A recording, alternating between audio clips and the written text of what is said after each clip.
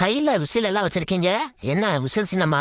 Sir நான் bus conductor sir. மச்சான் professor மாதிரி நம்மளும் பெரிய பேங்கா பார்த்து கொள்ளிடுச்சு லைஃப்ல செட்டில் ஆயிடுறான்டா. பைக்கில் போறப்போ போலீஸை பார்த்து குறுக்கா நினைச்சு அடுத்த முட்டை சுண்டல.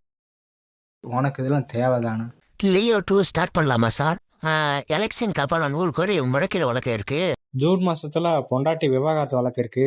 நான் கொஞ்சம் லிட்டில் பிஸியா இருக்கேன். ஆகஸ்ட் மாசம் ஆரம்பிக்குமா? அடுத்த வாரம் அண்ணன் என்ன சிஎம் ஆயிருப்பார்லடா.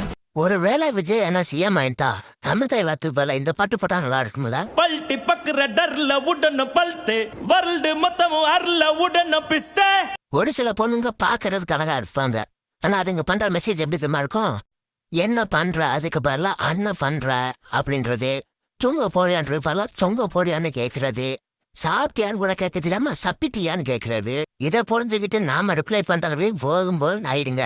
உனக்கு எப்போ சூசைட் பண்ற நினைப்பு வந்தாலும் உன் பேரண்ட்ஸ் நினைச்சுக்க. நீ இப்படி உருப்படாம இருக்கிறதுக்கு எங்கேயாச்சும் போய் செத்து தொலைன்னு சொல்றது என் பேரண்ட்ஸ் தான். போவியான்னுட்டு உங்க எல்லாருக்கும் சாட்டை துரைமவனை பத்தி தெரியும் நினைக்கிறேன். அதான்ப்பா விஜயை பத்தி கலை ஊத்து வரல அந்த மனுஷன் தான். ரீசெண்டா அவர் ஒரு ட்வீட் போட்டிருந்தாரு. கருத்து கணிப்பை பற்றி கவலைப்பட வேண்டாம் ப்ரோ. காசிக்கு போய் 108 தடவை சுற்றி வந்து கங்கையில மூணா கொஞ்சம் ஆள்ல மிதிப்பதான் ட்வீட் போட்டிருந்தாரு. அஜய் குஜேல சீரப்பதான் பதில் அனுப்பிட்டு இருந்தாங்க. கருத்து கணிப்புல போல ஒரு தொகுதி கூட வரல உங்க கட்சி. அதை போய் பாரா பஸ் அப்படின்றாங்க. அது கூட பரவாயில்லங்க. அது கூட ஒரு மீம் வந்திருக்கு பாருங்க. கூட என்னொன்னு இருக்குங்க. மே 4ஆம் தேதிக்குள்ள அந்த பதனை விழுந்து உலகத்தை சுற்றி வர போறாராமா. அதுக்கு நம்மளுக்கு நம்ம சொல்லியிருக்காங்க.